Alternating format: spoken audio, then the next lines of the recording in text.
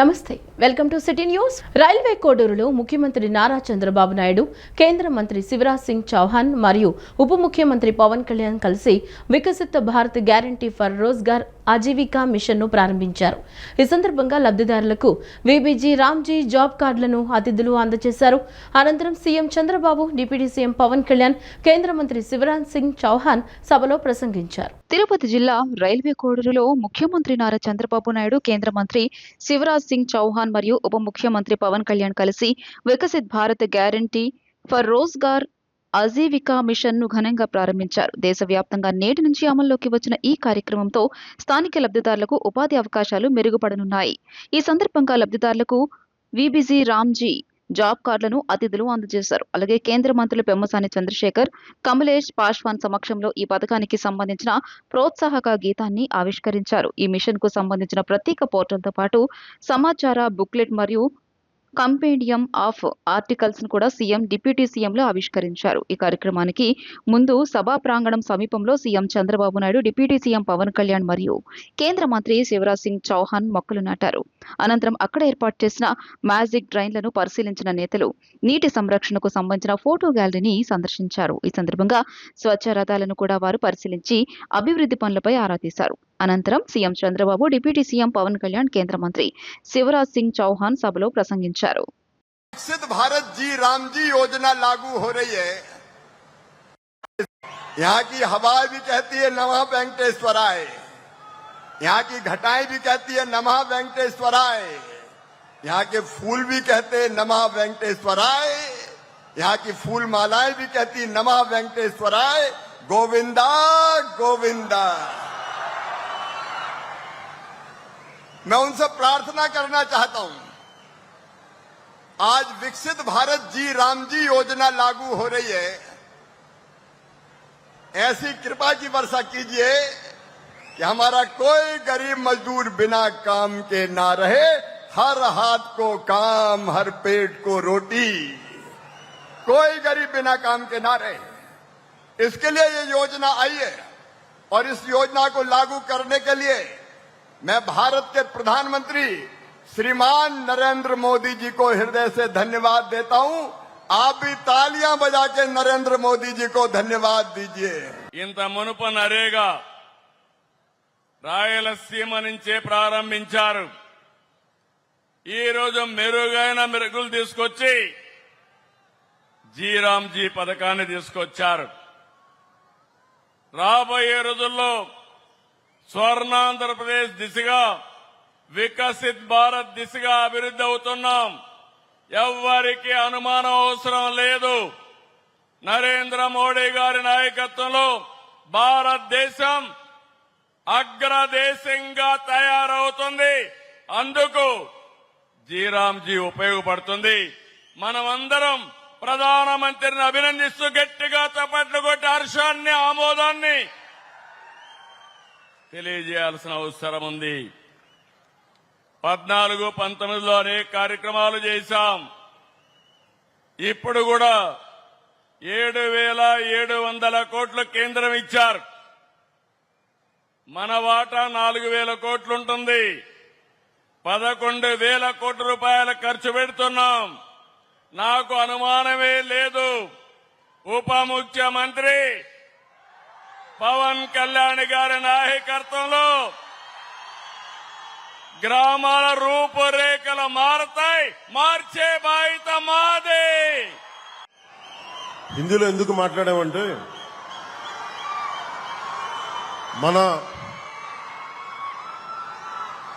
మనందరికీ ఆదరించే భాష, మన జాతీయ భాషల్లో ఒకటైన మన భాష రాజభాష.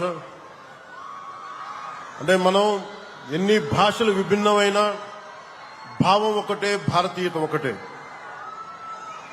సో అలాంటి మధ్యప్రదేశ్ ముఖ్యమంత్రిగా 4 పర్యాయాలు ముఖ్యమంత్రిగా ఉండి ఈరోజు కేంద్ర మంత్రిగా, ఈరోజు మనకి పంచాయతీకి కావాల్సిన నిధులు వాళ్ళను ముందుండి ఈ రోజున అత్యధికంగా ఇన్ని రాష్ట్రాలుంటే 3వ స్థానంలో నిధులు ఇవ్వడంలో ఆంధ్రప్రదేశ్ 3వ స్థానంలో ఉంది.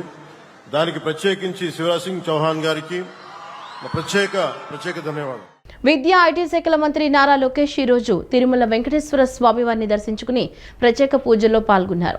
ఆలయ అధికారులు సంప్రదాయబద్ధంగా స్వాగతం పలికి దర్శన ఏర్పాట్లు చేశారు. స్వామివారి దర్శనం అనంతరం రంగనాయకుల మండపంలో వేద పండితులు వేదాశీర్వచనం అందించగా ఆలయ అధికారులు తీర్థ ప్రసాదాలు అందజేశారు. రాష్ట్ర ప్రజలు సుఖశాంతులతో ఉండాలని, ఆంధ్రప్రదేశ్ మరింత అభివృద్ధి సాధించాలని స్వామివారిని ప్రార్థించినట్లు మంత్రి లోకేష్ పేర్కొన్నారు.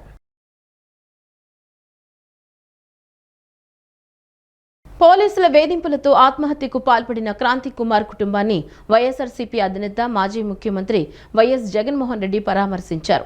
ఈ రోజు ఉదయం విజయవాడకు చేరుకున్న జగన్ క్రాంతి కుమార్ ఇంటికి వెళ్లి కుటుంబ సభ్యులను పరామర్శించారు. సిఐ నాగరాజు 3 నెలలుగా వేధిస్తున్నారంటూ సెల్ఫీ వీడియో ద్వారా క్రాంతి కుమార్ చెప్పి ఆత్మహత్యకు పాల్పడ్డారని జగన్ తెలిపారు. క్రాంతి కుమార్ పై ఎటువంటి కేసులు లేవని, అయినా స్టేషన్కు రావాలంటూ టార్చర్ చేశారని తెలిపారు. టాక్సీ నడుపుతూ జీవిస్తున్న వ్యక్తిని వేధించడంతో ఆయన కుటుంబం క్రాంతి కుమార్ కోల్పోయిందని ఆగ్రహించారు.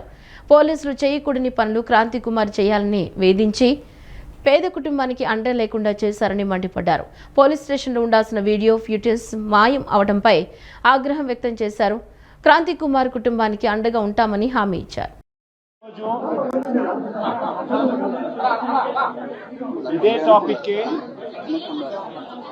ఇప్పటికే 2-3 సార్లు మాట్లాడారు. సార్ ఆ కుటుంబానికి వెళ్ళి ఆ కుటుంబాన్ని పరామర్శిస్తే హృదయ విదారకమైన పరిస్థితి ఎక్కడ కనిపిస్తుంది. ఈ పెద్దమ్మ, ఆ బాబు వాళ్ళ నాయనమ్మ, అన్న, ఆ బాబు వాళ్ళ నాన్న. ఒకసారి ఆ బాబు బ్యాక్గ్రౌండ్ ఒకసారి గమనిస్తే వీళ్ళు పిల్లలు, 3 పిల్లలు. వీళ్ళ పరిస్థితి గమనిస్తే అందరూ కూడా ఆ చిన్న ఇంట్లో అందరూ కలిసి ఉండే పరిస్థితి. అటువంటి పేదరికంలో బ్రతుకుతా ఉన్న వీళ్ళను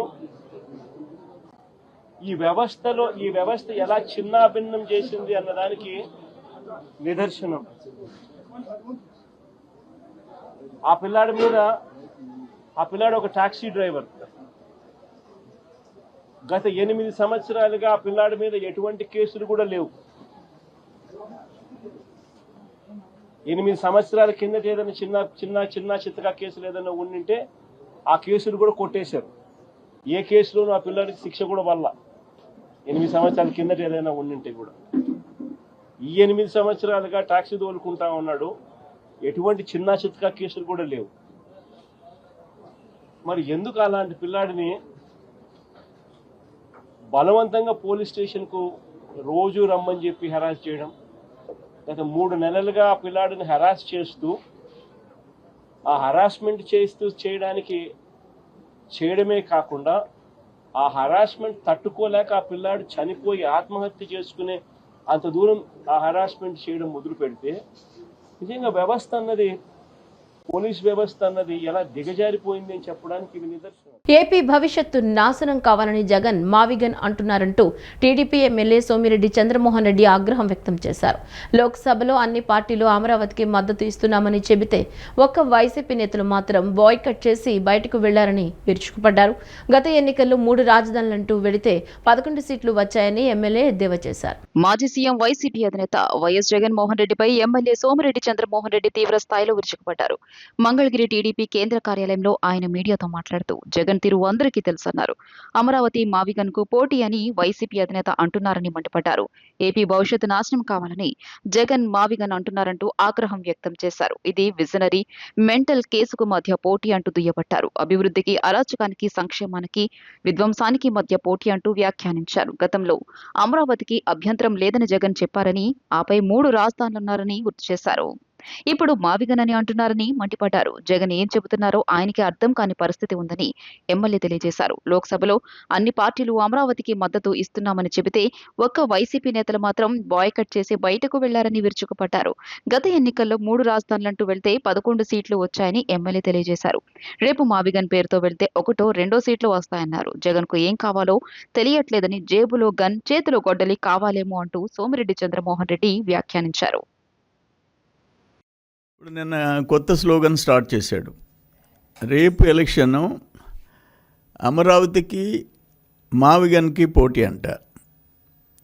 అమరావతి రాజధానికి ఆయన చెప్పిన మావిగన్కి పోటీ అంట.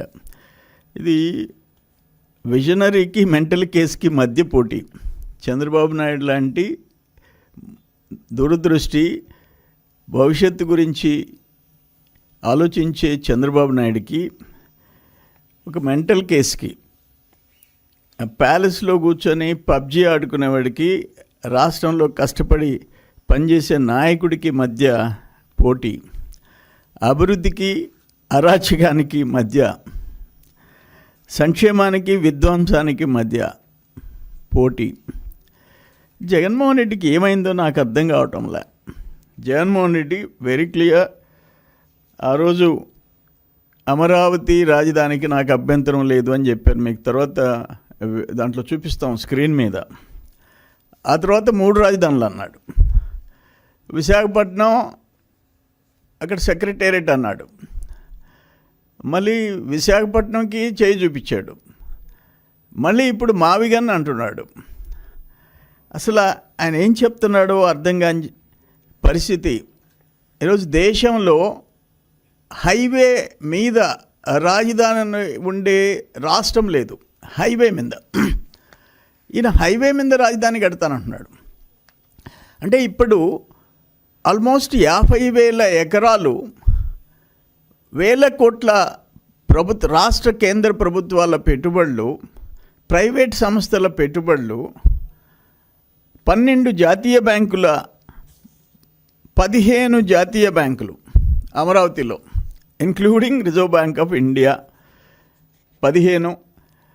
వీటన్నిటినీ నేను బుల్డోజర్ పెట్టి తోసేస్తాను, నాకు కన్నా ఛాన్స్ ఇస్తే అని చెప్పి అడుగుతున్నాడు.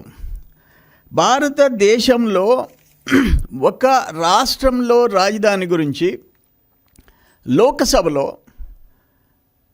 ఈ దేశంలో ఎన్నుకున్న ప్రజాప్రతినిధులందరూ ఆ లోకసభలో, చట్టసభలో BJP, Congress, TDP, Janasena, TMC, AAP, BRS, Samajwadi party, BJD, RJD, JDU, Shiv Sena, more than 20 parties యునానిమస్గా దేశం మొత్తం అమరావతికి ఐక్యంగా మేము మద్దతు ఇస్తున్నామని చెప్పారు. ఈ మెంటల్ కేసు వాళ్ళు బాయ్కాట్ చేసి బయట వచ్చారు. క్యాన్సర్ను పూర్తిగా నియంత్రించడం, నయం చేయడమే తన జీవిత లక్ష్యమని పద్మభూషణ్ అవార్డు గ్రహీత, ప్రముఖ క్యాన్సర్ వైద్య నిపుణుడు డాక్టర్ నోరి దత్తాత్రేయుడు పేర్కొన్నారు. 60-70% వరకు ముందస్తు గుర్తింపు, సరైన చికిత్సతో నయం చేయవచ్చన్నారు. భారత రాష్ట్రపతి చేతుల మీదుగా పద్మభూషణ్ పురస్కారం అందుకోవటం ఎంతో గౌరవంగా భావిస్తున్నారని ఆయన పేర్కొన్నారు. గాంధీనగర్లోని హోటల్ ఐలాపురంలో బుధవారం రాత్రి నిర్వహించిన మీట్ అండ్ గ్రీట్ కార్యక్రమంలో పద్మభూషణ్ అవార్డు గ్రహీత, ప్రముఖ క్యాన్సర్ వైద్య నిపుణుడు డాక్టర్ నోరి దత్తాత్రేయుడిని ఘనంగా సన్మానించారు. ఈ సందర్భంగా ఆయన మాట్లాడుతూ తాను కృష్ణా జిల్లా మండలంలోనే జన్మించానని, విజయవాడలో చదువుకున్నానని గుర్తు చేసుకున్నారు. భారతదేశం వైద్యం పరంగా ఎంతో అభివృద్ధి చెందిందని, మన రాష్ట్రంలో కూడా అనేక పెద్ద ఆసుపత్రులు విస్తరించాయని వెల్లడించారు. 2 తెలుగు రాష్ట్రాల్లో క్యాన్సర్ వ్యాధి బారిన పడుతున్న వారి సంఖ్య పెరుగుతోందని ఆందోళన వ్యక్తం చేశారు. దీనిని పూర్తిగా నియంత్రించడం, నయం చేయడమే తన జీవిత లక్ష్యమని పేర్కొన్నారు. 60-70% వరకు ముందస్తు గుర్తింపు, సరైన చికిత్సతో నయం చేయవచ్చన్నారు. ముఖ్యంగా సర్వైకల్ క్యాన్సర్ ను వ్యాక్సిన్ ద్వారా సమర్థంగా నివారించవచ్చని వివరించారు. ఇటీవల భారత రాష్ట్రపతి చేతుల మీదుగా పద్మభూషణ్ పురస్కారం అందుకోవడం ఎంతో గౌరవంగా భావిస్తున్నానని పేర్కొన్నారు. తెలుగు రాష్ట్రాలకు సలహాదారుగా సేవలందిస్తూ క్యాన్సర్ నియంత్రణకు సంబంధించి ప్రభుత్వాలకు పలు ప్రతిపాదనలు సమర్పించినట్లు తెలియజేశారు. అనంతరం ఎమ్మెల్యే మండలి బుద్ధప్రసాద్ మాట్లాడుతూ పేద ప్రజలకు అత్యాధునిక క్యాన్సర్ వైద్య సేవలు అందించాలన్న ఎన్టీఆర్ సంకల్పంతోనే బసవతారకం క్యాన్సర్ ఆసుపత్రి ఏర్పాటైందని, వేలాది మంది రోగులకు ప్రాణదాతగా నిలిచిందని పేర్కొన్నారు. ప్రపంచవ్యాప్తంగా క్యాన్సర్ చికిత్సలో విశిష్ట సేవలందించిన డాక్టర్ నోరి దత్తాత్రేయుడు ఆంధ్రప్రదేశ్కు చెందినవారు కావడం రాష్ట్రానికి గర్వకారణమన్నారు. వైద్య రంగంలో అందించిన సేవలు మరెందరికో స్ఫూర్తిగా నిలుస్తాయని కొనియాడారు. ఈ కార్యక్రమంలో విశ్రాంత ఐఏఎస్ అధికారి లక్ష్మీ నరసింహం, వ్యవసాయ రంగ నిపుణుడు అక్కినేని భవానీ ప్రసాద్, అంతర్జాతీయ ఛాయాచిత్రకారుడు తమ్మ శ్రీనివాసరెడ్డి తదితర ప్రముఖులు పాల్గొన్నారు.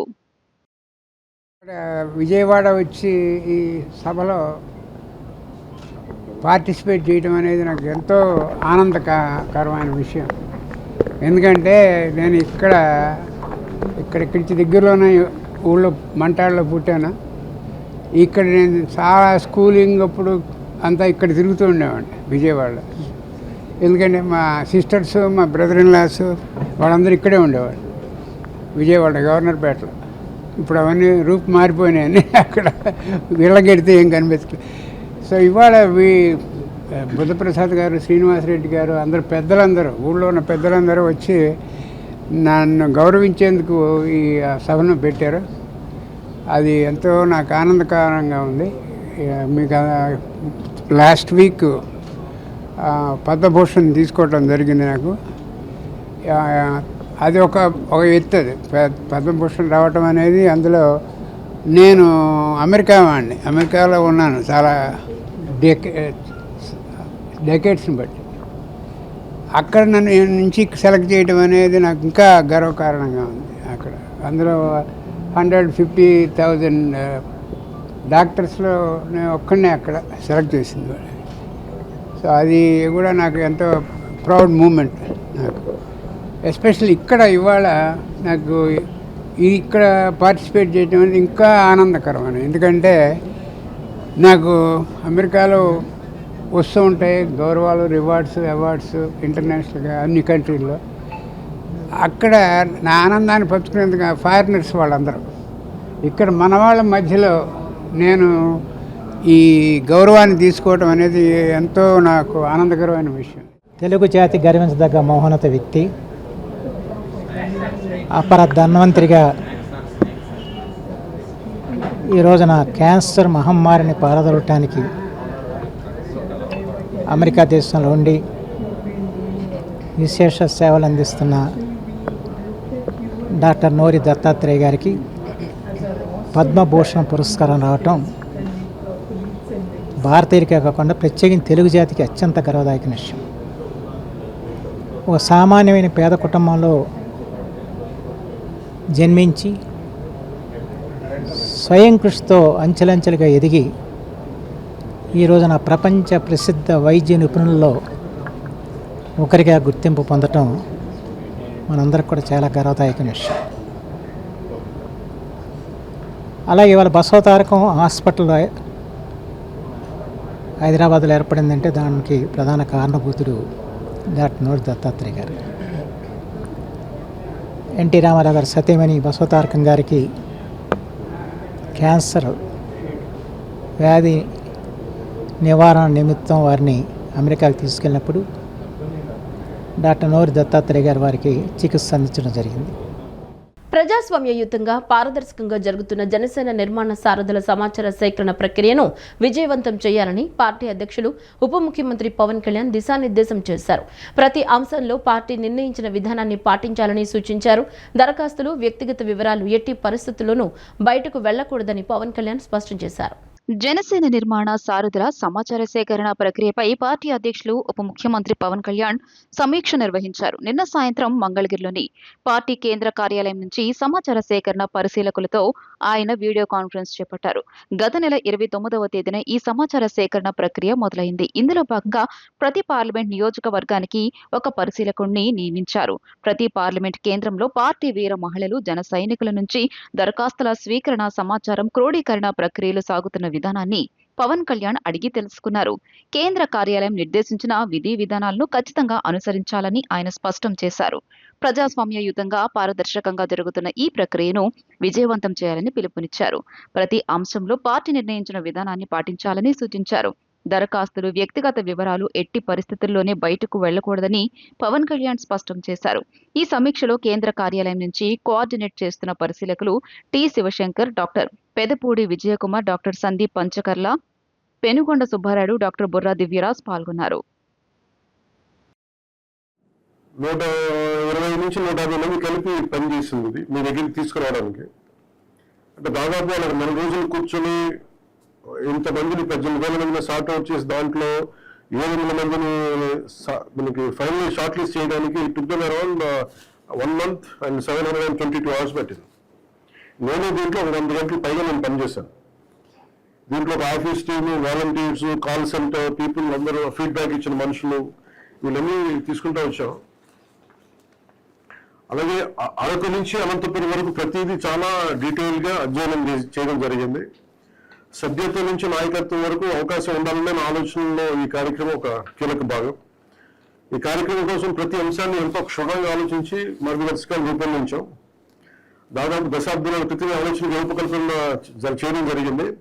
కాకపోతే ఇది ఆ మెచ్యూరిటీ ఇప్పుడు మన క్యాడర్ కూడా వచ్చింది కాబట్టి ఇది ఆచరణలో పెట్టడానికి సరైన సమయం అనిపించింది. సో మీకు ఈ ప్రక్రియ అర్థమయ్యే విధంగా చాలా సింపుల్ ఫ్లో చార్ట్ తోటి, క్వశ్చనర్ తోటి, విభాగాల గురించి, బయోడేటా ఫార్మ్స్, అవసరమైన అన్ని గైడ్ లైన్స్ ని ముందుగా మీకు అందించడం జరిగింది. దీని ప్రతి గైడ్ లైన్ కనుక ఒక స్పష్టమైన ఉద్దేశం ఉంది.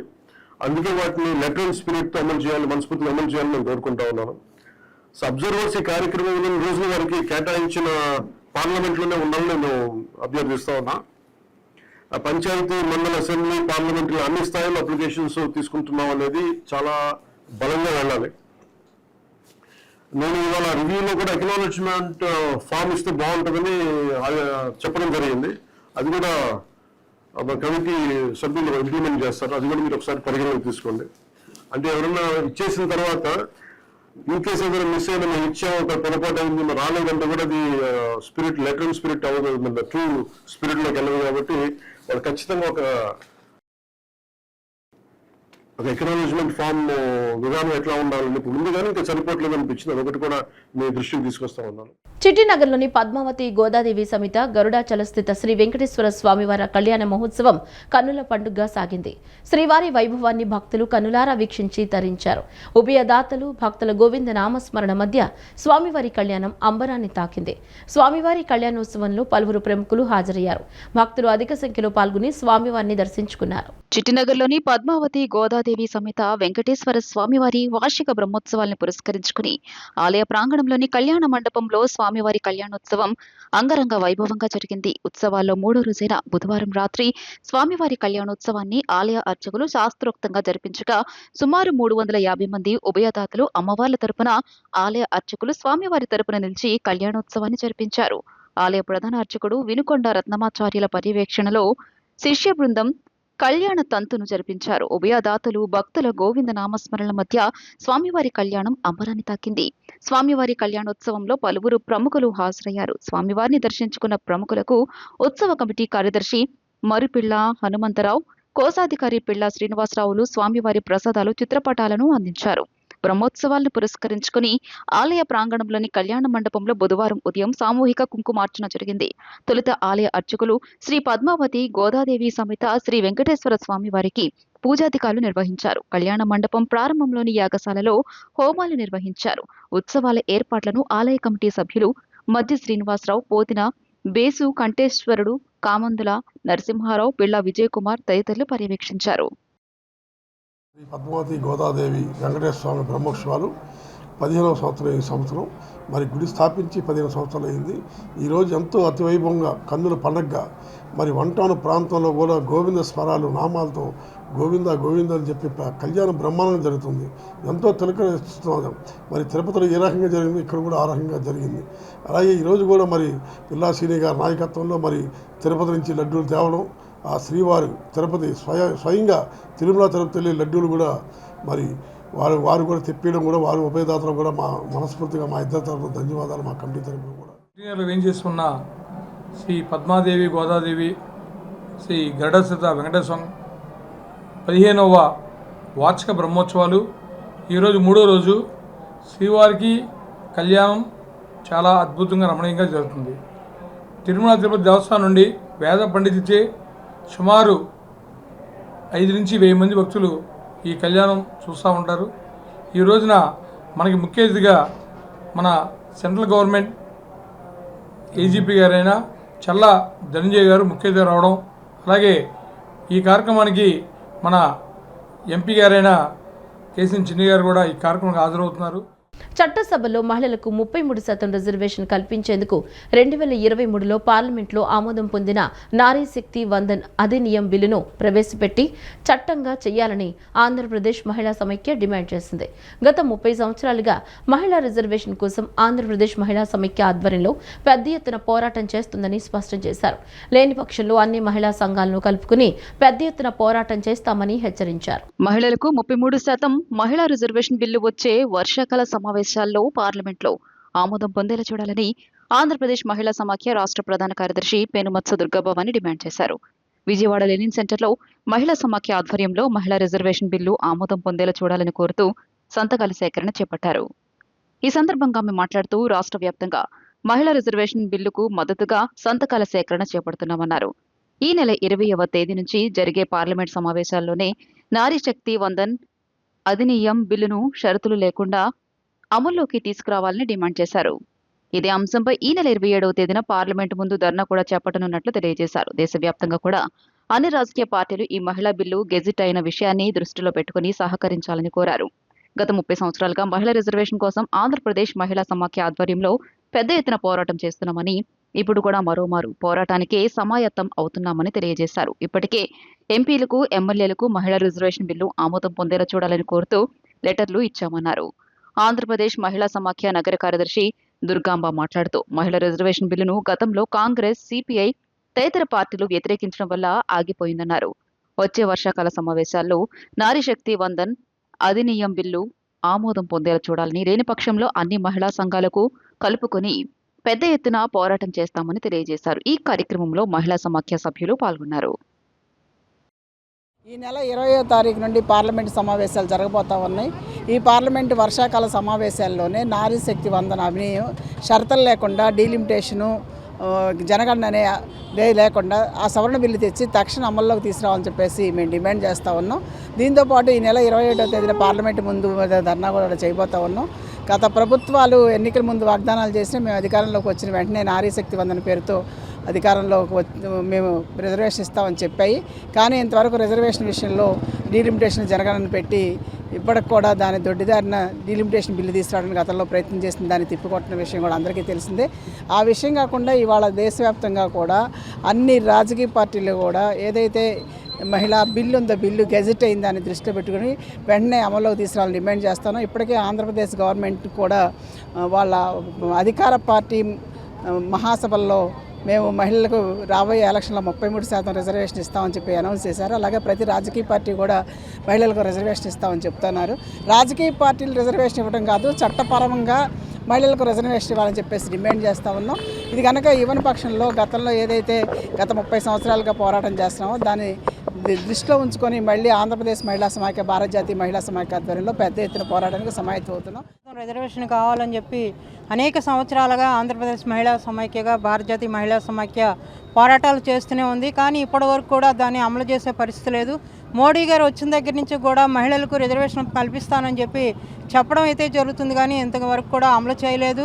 2023లో అయితే బిల్లు ఆమోదమైంది, కానీ ఇప్పుడు చూస్తే దీనికి డీలిమిటేషన్ అలాగే జనగణన పెట్టి దాన్ని పక్కదారి పట్టించే విధంగా దాన్ని అమలు చేస్తామని చెప్తే ఈ మధ్యకాలంలో అన్ని రాజకీయ పక్షాలు, కాంగ్రెస్ కానీ అలాగే సిపిఐ పార్టీ కానీ వీళ్ళంతా కూడా వ్యతిరేకించడం వల్ల అక్కడ ఆ బిల్లును ఆపారు. ఇప్పటికైనా సరే ఏవి కూడా వీటికి లింకులు పెట్టకుండా డైరెక్ట్గా మహిళలకి 33% రిజర్వేషన్ ఇవ్వాలని చెప్పేసి భారత జాతీయ మహిళా సమైక్యగా అనేక ఉద్యమాలు చేపడుతున్నాం. రాబోయే కాలంలో కూడా రేపు వర్షాకాల సమావేశాల్లో దీని మీద వెంటనే స్పందించి వెంటనే మహిళలకు రిజర్వేషన్ కల్పించాలని చెప్పి ఆంధ్రప్రదేశ్ మహిళా సమైక్యగా మేము కోరుతున్నాం. లేని పక్షంలో పెద్ద ఎత్తున అన్ని మహిళా సంఘాలు కూడా కలుపుకొని పోరాటం చేస్తామని చెప్పి తెలియజేస్తాం. 57వ డివిజన్ న్యూ రాజరాజేశ్వరిపేట, సుబ్బరాజు నగర్, అరుణోదయ నగర్ ప్రాంతాలకు చెందిన పట్టాదారుల సమస్యను శాశ్వతంగా పరిష్కారం చూపడం పట్ల స్థానిక ప్రజలు ఎమ్మెల్యే బోండా ఉమామేశ్వరరావుకు ధన్యవాదాలు తెలిపారు.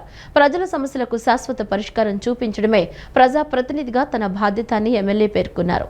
సెంట్రల్ నియోజకవర్గంలో ఎన్నో ఏళ్లుగా పెండింగ్లో ఉన్న సమస్యలను ఒక్కొక్కటిగా పరిష్కరిస్తూ ప్రజలకు పూర్తి భరోసా కల్పించడం తమ ప్రభుత్వ లక్ష్యమని చెప్పారు. సుమారు 4 దశాబ్దాలుగా రిజిస్ట్రేషన్ రిజిస్ట్రేషన్ సౌకర్యం లేక ఇబ్బందులు ఎదుర్కొంటున్న 57వ డివిజన్ న్యూ రాజరాజేశ్వరిపేట, సుబ్బరాజు నగర్, అరుణోదయ నగర్ ప్రాంతాలకు చెందిన 51 మంది పట్టదారులు మొదటి విడతలో ప్రభుత్వ విప్ సెంట్రల్ నియోజకవర్గ శాసనసభ్యులు బోండా ఉమామహేశ్వరరావును కలిసి శాలువ కప్పి ఘనంగా సన్మానిస్తూ తమ హృదయపూర్వక కృతజ్ఞతలు తెలియజేశారు.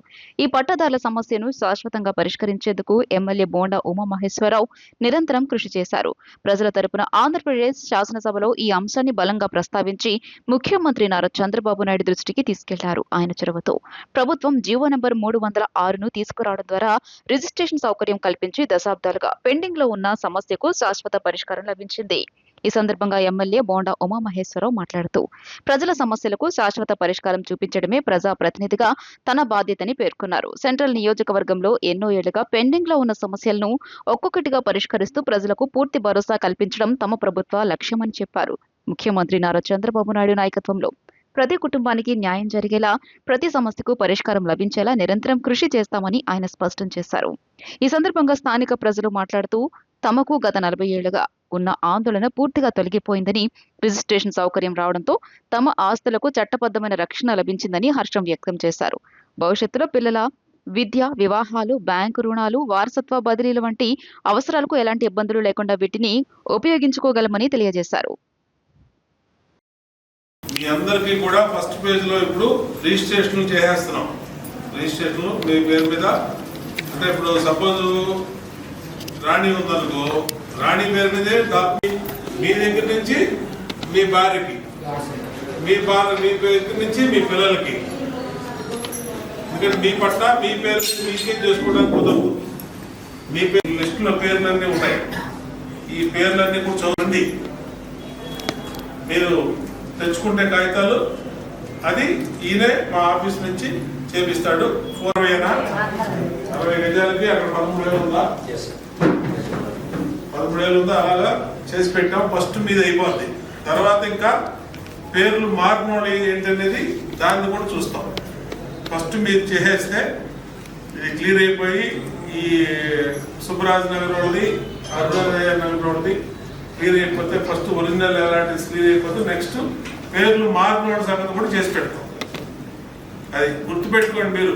అలాగే మీరు కూడా ఏంటంటే పని చేసింది ఎవరు అనేది గుర్తుపెట్టుకోండి. సుబ్బరాజు గారు, అరుణోదయ ఎన్నాళ్ళ నుంచి కాలం ఇది. మరి ఇవాళ మీకు బోండా ఉమ్మ చేసి పెడుతున్నాడు. దాతలు సహకారం అందిస్తే పేదలకు మరింత మెరుగైన వైద్య సేవలు అందించవచ్చని పెనమలూరు ఎమ్మెల్యే బోడే ప్రసాద్ తెలిపారు. ఉయ్యూరు ప్రభుత్వ వైద్యశాలకు ఐడీబీఐ బ్యాంక్ వారు దాదాపు 10 లక్షల రూపాయల విలువ కలిగిన వైద్య పరికరాలు, ఇతర సామాగ్రిని ఎమ్మెల్యే బోడే ప్రసాద్ చేతుల మీదుగా అందజేశారు. ఈ కార్యక్రమంలో ఎమ్మెల్యే బోడే ప్రసాద్తో పాటు ఐడీబీఐ బ్యాంక్ అధికారి సంతోష్, హాస్పిటల్ అభివృద్ధి కమిటీ చైర్మన్ జయదేవ్, వైద్యశాల సూపరింటెండెంట్ మురళి, ఏఎంసీ చైర్మన్ కొండా ప్రవీణ్ తదితరులు పాల్గొన్నారు. ఈ సందర్భంగా ఎమ్మెల్యే బోడే ప్రసాద్ విలేకరులతో మాట్లాడుతూ దాతలు సహకారం అందించడం ద్వారా ప్రభుత్వ వైద్యశాలలో అత్యాధునిక వైద్య సేవలు అందుబాటులోకి వచ్చి ప్రజలకు మరింత మెరుగైన సేవలు అందించవచ్చన్నారు. వైద్యశాలకు వితరణ ఇచ్చిన ఐడీబీఐ బ్యాంక్ అధికారులను ఎమ్మెల్యే ప్రశంసించారు. వైద్యశాలలో వైద్యులు కూడా చిత్తశుద్ధితో వైద్య సేవలు అందించి ప్రజల మన్ననలు పొందాలని ఎమ్మెల్యే సూచించారు. ఒక మంచి కార్యక్రమం. ఐడీబీఐ బ్యాంక్ వారు సిఎస్ఆర్ గ్రాంట్ ద్వారా గతంలో కూడా ఈ హాస్పిటల్కి సహకారం అందించడం జరిగింది. ఇంతకుముందు కొత్త జనరేటర్కి దాదాపు 5-6 లక్షల రూపాయల దాకా సిఎస్ఆర్ గ్రాంట్లో ఇక్కడ ఇవ్వడం జరిగింది. ఇప్పుడు దాదాపు 10.5 లక్షల రూపాయలతోటి ఒక మార్చరీ బాక్స్, అలాగే డెలివరీ ఎవరైతే గర్భిణీ స్త్రీలు డెలివరీ అవుతారో ఆ యొక్క అత్యాధునిక టెక్నాలజీ గల ఒక బెడ్, ఇంకా అది కాకుండా హాస్పిటల్కి అవసరమైన ఫర్నిచర్ను కూడా 10.5 లక్షల రూపాయలతో ఇక్కడికి అందించడం జరిగింది. ఎంతోమంది దాతలు ముందుకొచ్చి ఇలాంటి ప్రభుత్వ హాస్పిటల్స్కి సహకారం అందిస్తేనే ఇంకా మెరుగైన సేవలు అందించడానికి ప్రభుత్వ సిబ్బంది ముందుకు వస్తూ ఉంటారు. ఈ వార్తలు ఇంతటితో సమాప్తం. నమస్కారం.